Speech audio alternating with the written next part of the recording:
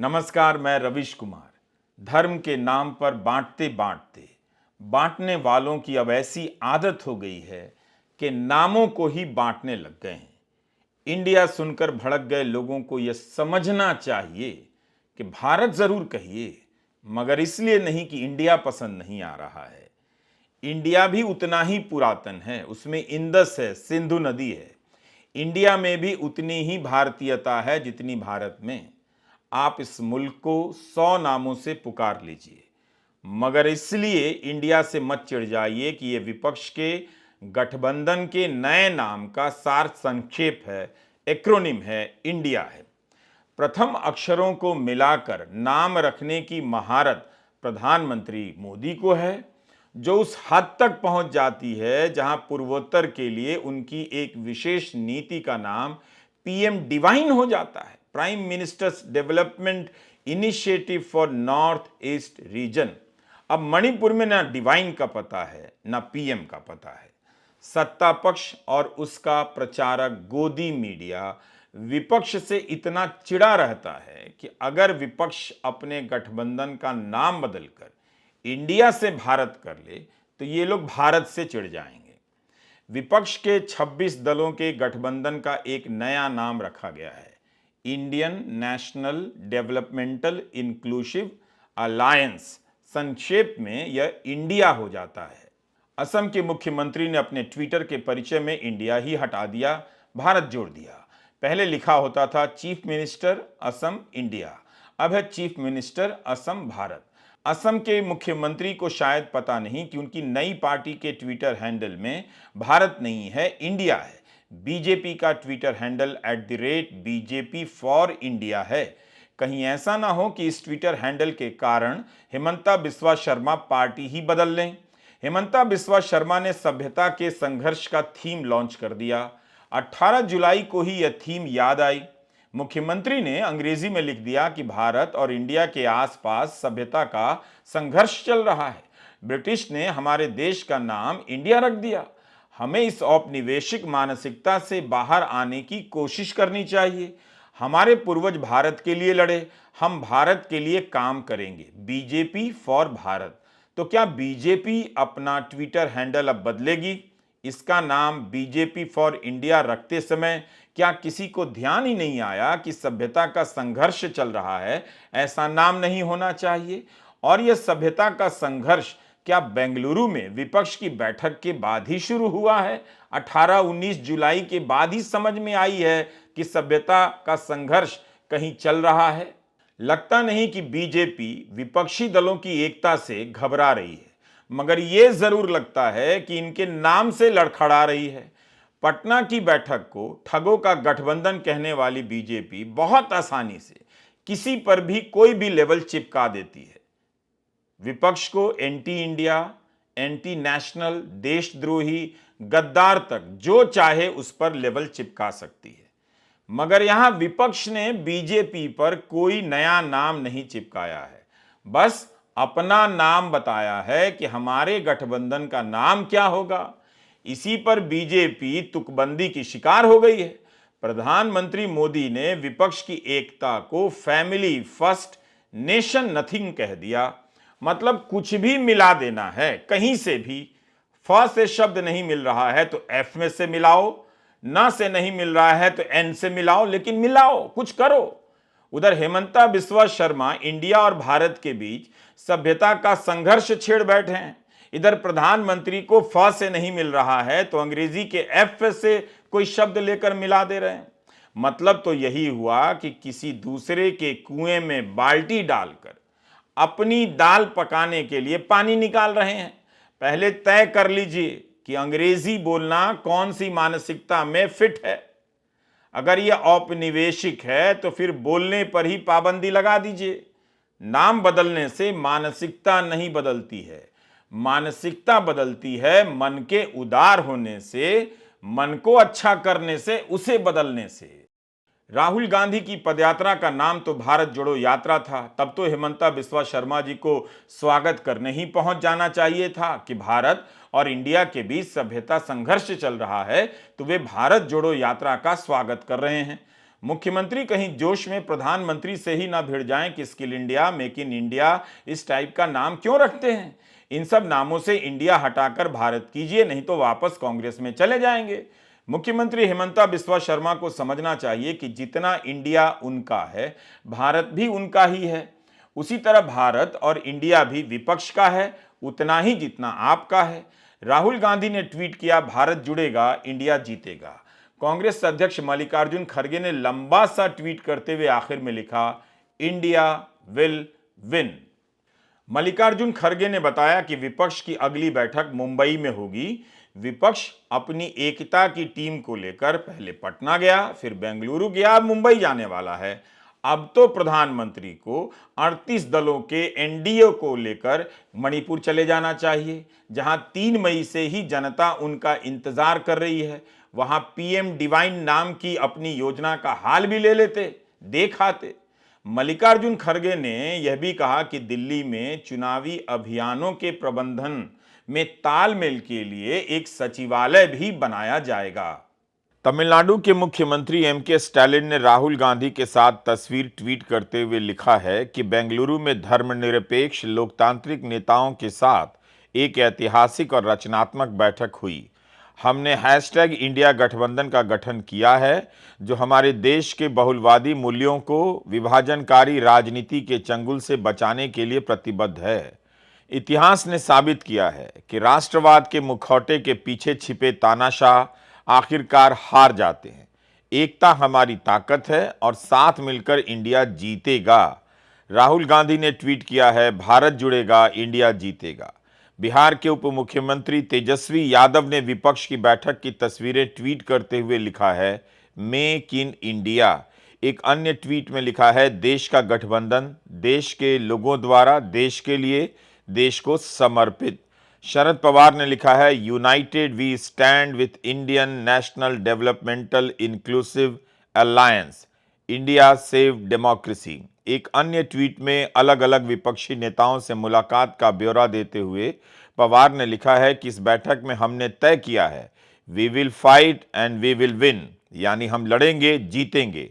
अखिलेश यादव ने ममता बनर्जी और डीके शिव कुमार के साथ अपनी तस्वीर ट्वीट करते हुए लिखा है, भारतीय इतिहास आज के दिन को देशभक्ति और सकारात्मक राजनीति के बेंगलुरु आंदोलन के दिन के रूप में याद रखेगा।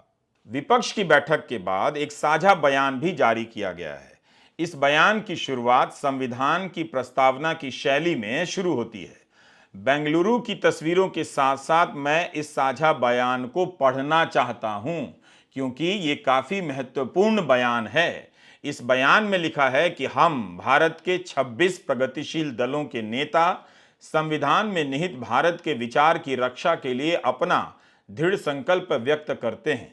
हमारे गणतंत्र के चरित्र पर भाजपा द्वारा व्यवस्थित तरीके से गंभीर हमला किया जा रहा है।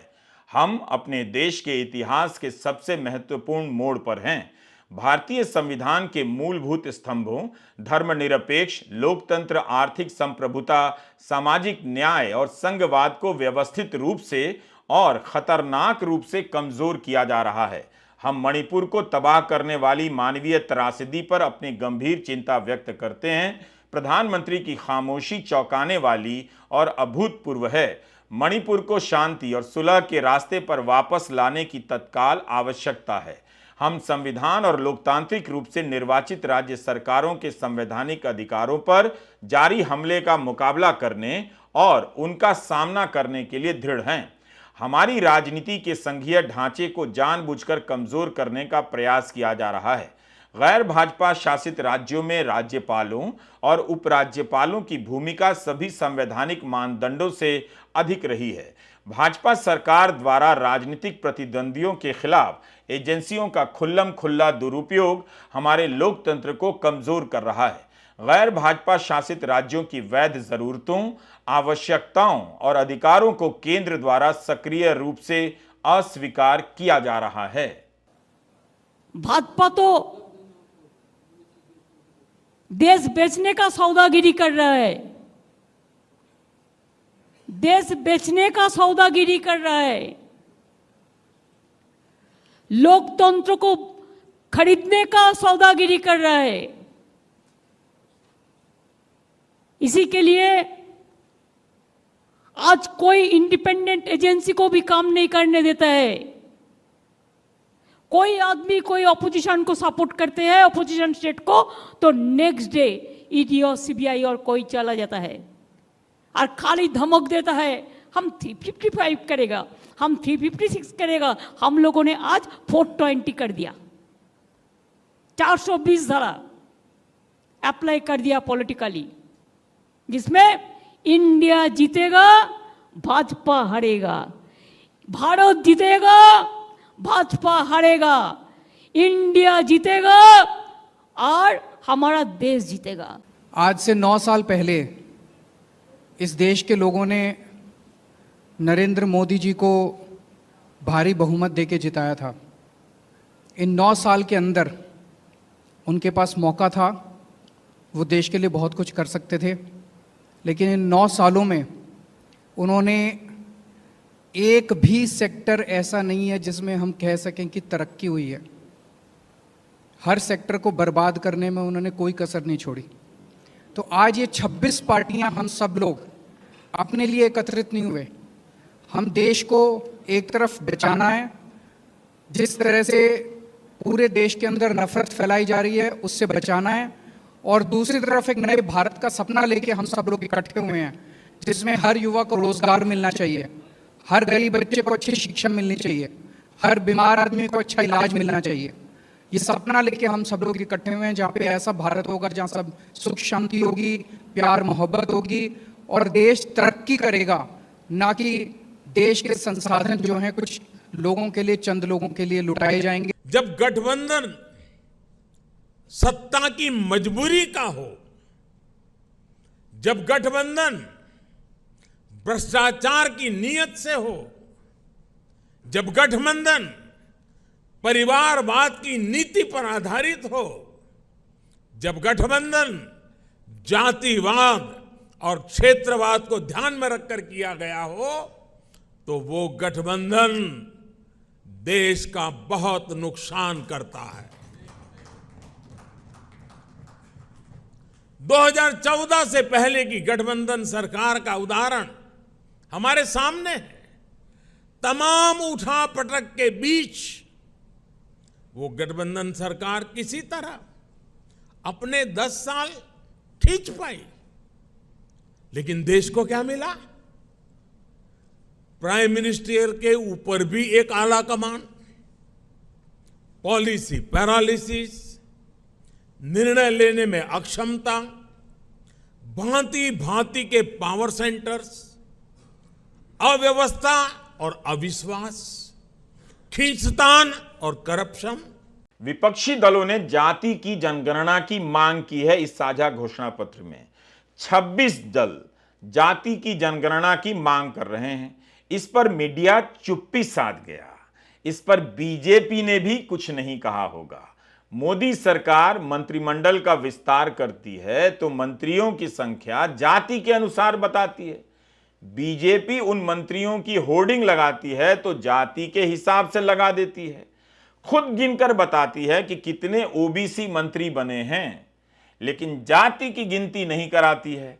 विपक्ष के साझा बयान में आगे ये कहा गया है कि हम अपने साथी भारतीयों को निशाना बनाने, प्रताड़ित करने और दबाने के लिए भाजपा की प्रणालीगत साजिश से लड़ने का संकल्प लेते हैं। नफरत के उनके जहरीले अभियान ने सत्तारूढ़ दल और उसकी विभाजनकारी विचारधारा का विरोध करने वाले सभी लोगों के खिलाफ द्वेषपूर्ण हिंसा को जन्म दिया है। ये हमले न केवल संवैधानिक अधिकारों और स्वतंत्रताओं का उल्लंघन कर रहे हैं, बल्कि उन बुनियादी मूल्यों को भी नष्ट कर रहे हैं जिन पर भारत गणराज्य की स्थापना हुई है। स्वतंत्रता, समानता और बंधुत्व और न्याय राजनीतिक, आर्थिक और सामाजिक भारतीय इतिहास का पुनर्निर्माण और पुनर्लेखन करके सार्वजनिक विमर्श को दूषित करने के भाजपा के बार बार प्रयास सामाजिक सद्भाव का अपमान हैं। 26 विपक्षी दल अपनी वैचारिक रेखाएं साफ साफ खींच रहे हैं। साझा बयान को पढ़िए तो पता चलेगा कि विपक्ष लिखित रूप में अपनी एकता का मकसद और प्राथमिकता जनता के सामने रख रहा है। जनता के सामने साफ साफ कह रहा है। लेकिन भारत बनाम इंडिया का डिबेट इसलिए खड़ा किया गया ताकि जनता के बीच विपक्षी एकता का यह मकसद विचार विमर्श के लिए पहुंचे ही नहीं। विपक्ष ने बीजेपी पर लोकतंत्र, संवैधानिक अधिकारों के खत्म करने के आरोप लगाए हैं। इस पर बहस नहीं, इस पर प्रतिक्रिया नहीं। विपक्ष ने अपने साझा बयान में कहा है कि भारतीय इतिहास का पुनर्निर्माण और पुनर्लेखन करके सार्वजनिक विमर्श को दूषित करने के भाजपा के बार बार प्रयास सामाजिक सद्भाव का अपमान है। लड़ाई बीजेपी की विचारधारा, उनकी सोच के खिलाफ है। वो देश पर आक्रमण कर रहे हैं, बेरोजगारी फैल रही है, देश का पूरा धन चुने हुए लोगों के हाथ में जा रहा है। और इसलिए जब हम डिस्कशन कर रहे थे, हमने अपने आप से सवाल पूछा, लड़ाई किसके बीच में है? ये लड़ाई ऑपोजिशन और बीजेपी के बीच में लड़ाई नहीं है। देश की आवाज को दबाया और कुचला जा रहा है। ये देश की आवाज के लिए लड़ाई है। विपक्षी दलों ने सहभागी लोकतंत्र बनाने के वादे के साथ साथ एक और महत्वपूर्ण बात कही है। वो यह कि हम राष्ट्र के सामने एक वैकल्पिक राजनीतिक, सामाजिक और आर्थिक एजेंडा पेश करने का संकल्प लेते हैं। और इसे आगे ध्यान से सुने। विपक्ष ने कहा है कि हम शासन के सार और शैली दोनों को बदलने का वादा करते हैं, जो अधिक परामर्शात्मक, लोकतांत्रिक और सहभागी होगा। शासन के सार और शैली को बदलने की बात कही गई है। ये क्या साधारण बात है? इतनी महत्वपूर्ण बात पर चर्चा होनी चाहिए थी और बीजेपी अपना पक्ष रख सकती थी, बता सकती थी कि ईडी के प्रमुख संजय मिश्रा की नियुक्ति पर सुप्रीम कोर्ट ने जो कहा उसके लिए जिम्मेदार कौन है और ये काम किया किसके लिए गया। प्रफुल्ल पटेल और प्रधानमंत्री को एक ही फ्रेम में हर्षोल्लास के मूड में देखकर प्रधानमंत्री की एक पंक्ति दोहरा रहा हूं, जो उन्होंने विपक्षी दलों की एकजुटता पर कही है। उन्होंने कहा है कि जनता देख रही है कि ये पार्टियां क्यों इकट्ठा हो रही हैं। जनता ये भी जान रही है कि वो कौन सा ग्लू है, गोंद है, जो इन लोगों को, इन पार्टियों को जोड़ रहा है। प्रधानमंत्री जी बता दें कि उनके साथ किस गोंद से प्रफुल्ल पटेल जुड़े हुए आ रहे हैं। ईडी ने प्रफुल्ल पटेल की संपत्ति जब्त की है, भ्रष्टाचार के आरोप लगाए हैं, तो फिर प्रधानमंत्री किस गोंद के कारण उनसे चिपक रहे हैं और क्या ये सवाल पूछने की हिम्मत गोदी मीडिया दिखा रहा है? कुल मिलाकर विपक्ष एकता की राह में गंभीरता से कदम बढ़ाते जा रहा है। पटना में बैठक हुई, बेंगलुरु में हुई और मुंबई में बैठक होने जा रही है। बीजेपी और गोदी मीडिया ने पूरा माहौल बनाया कि विपक्ष की इन बैठकों से कुछ नहीं निकलेगा।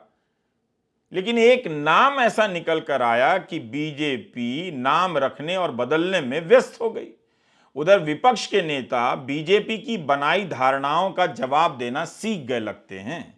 उनके बयानों में सफाई नजर आने लगी है।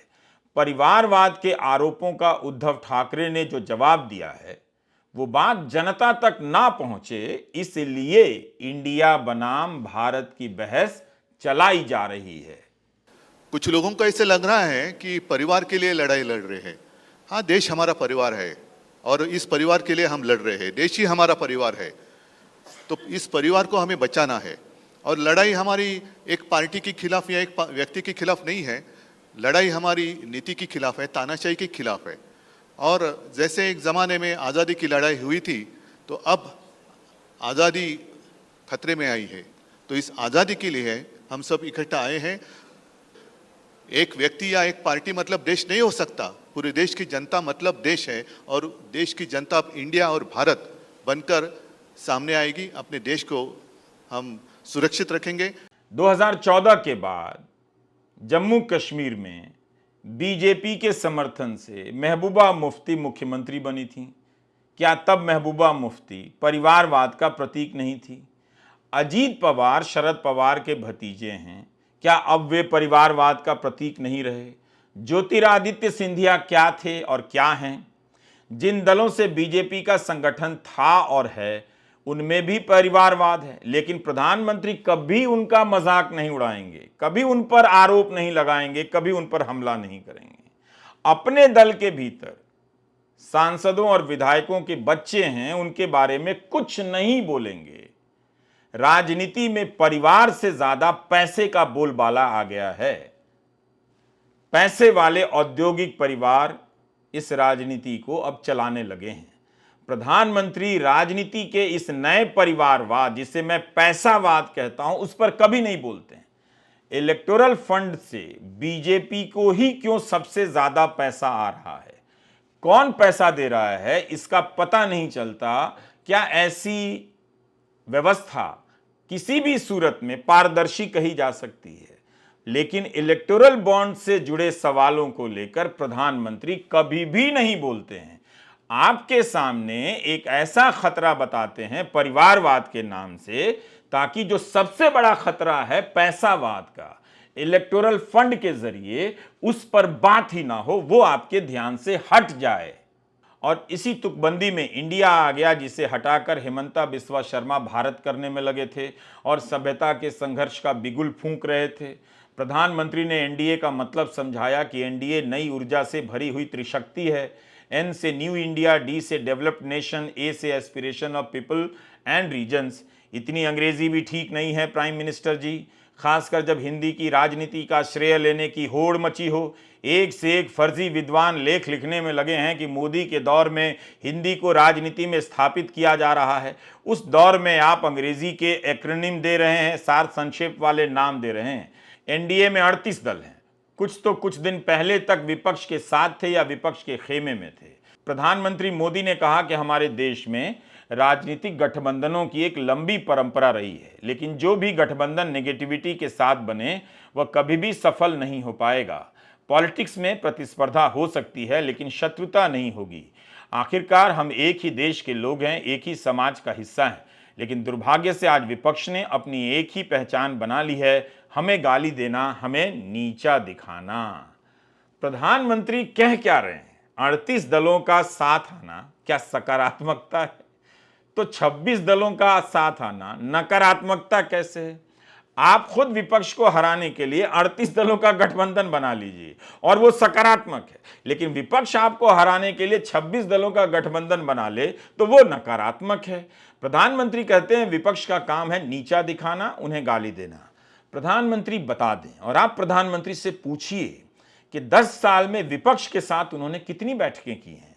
प्रधानमंत्री बताएं कि कितनी बार विपक्ष को विश्वास में लेकर उन्होंने काम किया है। मणिपुर से विपक्षी दलों का प्रतिनिधिमंडल दिल्ली आया, क्या उन्होंने मुलाकात की? क्या प्रधानमंत्री ने कभी इस विपक्ष को सम्मान दिया है? राज्यपाल विपक्षी सरकारों के राज्यों में क्या कर रहे हैं, क्या लोगों को नहीं पता? क्या वो सम्मान दे रहे हैं? तमिलनाडु में अभी क्या हुआ? क्या यह सम्मान था कि राज्यपाल किसी मंत्री को बर्खास्त कर दें? अरुणाचल प्रदेश और उत्तराखंड में अवैध रूप से सरकार गिराकर राष्ट्रपति शासन लगाने का काम मोदी राज में हुआ, जिसे सुप्रीम कोर्ट ने पलट दिया। विधायकों को तोड़कर कई राज्यों में विपक्ष की सरकारें गिरा दी गईं, पार्टियां तोड़ दी गईं। क्या यह विपक्ष का सम्मान था? प्रधानमंत्री के तर्क बहुत विचित्र हैं। उनका कहना है कि विपक्षी दलों ने अपने कार्यकर्ताओं की परवाह नहीं की। ये अपने कार्यकर्ताओं से उम्मीद करते हैं कि जीवन भर जिनका विरोध किया उनका अचानक से सत्कार करने लग जाएं। बीजेपी के कार्यकर्ता केवल इसी बात पर हिसाब कर लें कि बिहार में जेडीयू के खिलाफ चुनाव लड़े और पार्टी ने जेडीयू के साथ सरकार बना ली, विधायक भी मंत्री बन गए। असम में जिस कांग्रेस से बीजेपी के कार्यकर्ता लड़ते रहे, उस कांग्रेस से हिमंता बिस्वा शर्मा को लाया गया और असम का मुख्यमंत्री बना दिया गया।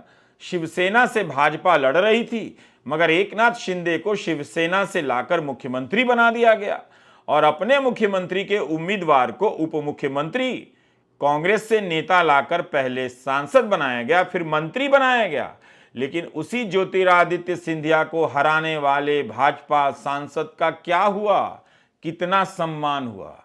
अकाली दल और शिवसेना भाजपा के लंबे साथी रहे हैं।